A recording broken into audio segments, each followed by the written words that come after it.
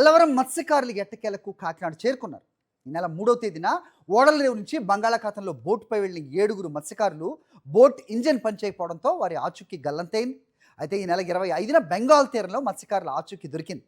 Engine పనిచేయకపోవడంతో boat సముద్రంలోకి వెళ్ళిపోయిందని, అప్పటి నుంచి తమ సెల్ ఫోన్లు పనిచేయలేదని చెప్పారు మత్స్యకారులు.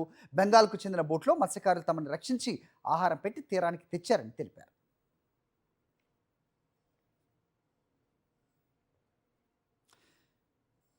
ఇదే అంశంపై సమాచారం మా ప్రతినిధి రాజు అందిస్తారు. రాజు,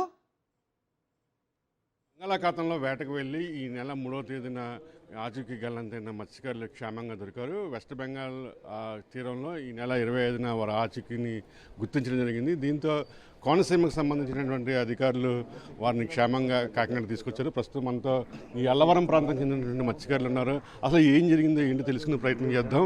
ప్రస్తుతం చెప్పయ్యా, మీరు ఎప్పుడు వేటకి వెళ్ళారు, ఏంటి, ఎలా మిస్ అయ్యారు చెప్పండి. మేము 3వ తారీఖున బయలుదేరామండి. ఇక్కడ 3వ తారీఖున బయలుదేరితే ఇంకా అక్కడ నుంచి ఒక రోజు ఫిషింగ్ చేసాం. అక్కడ ఏం బాగాలేదు. తర్వాత ఇంకో చోటకి వెళ్దామంటే ఇంజిన్ ట్రబుల్ ఇచ్చేసింది. ఇంజిన్ ట్రబుల్ ఇచ్చేస్తే ఇంక డైరెక్ట్ 280 మైళ్ళలోకి లాక్కెళ్ళిపోయింది. ఒక 3 రోజుల్లో లాక్కెళ్ళిపోయింది. ఇంకా అక్కడ నుంచి మాకు ఇంజిన్ ట్రై చేసాం కావలేదు.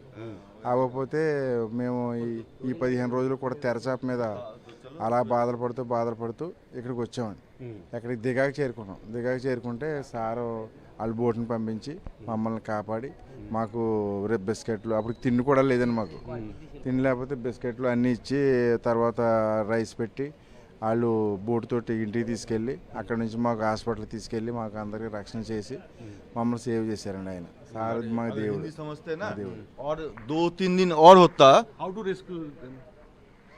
We rescued them. There are 3 trawlers passed by them, but nobody helped. My trawler got them and helped them.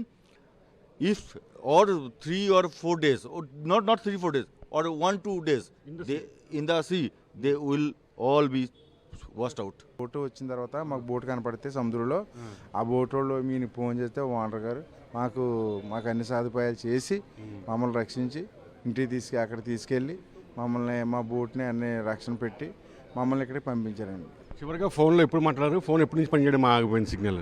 మాది ఫస్ట్ 3వ తారీఖునే ఆగిపోయిందండి. 3వ తారీఖునే నైట్ 8 మాకు సిగ్నల్స్ లేవండి.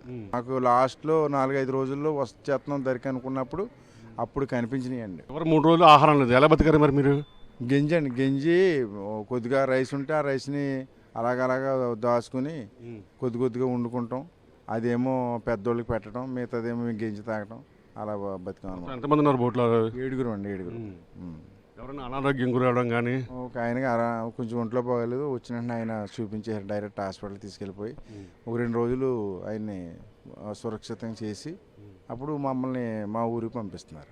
రైట్, ఇది మనం చూస్తున్నాము. ఇంకా ప్రాణాలు వదిలేసుకున్న పరిస్థితి వచ్చింది. లాస్ట్ 3 రోజుల్లో కూడా వెస్ట్ బెంగాల్ సంబంధించిన బోటు వచ్చి మాకు రక్షించడం జరిగింది. ఆ 3 రోజుల పాటు మేము ఆహారం లేక అనేక ఇబ్బందులు పడ్డాము.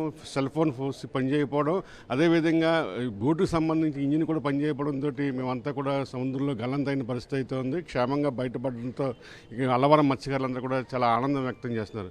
విడుదల సంతోష్తో కలిసి కరెస్పాండెంట్ రాజు, సాక్షి టీవీ, కాకినాడ నుండి.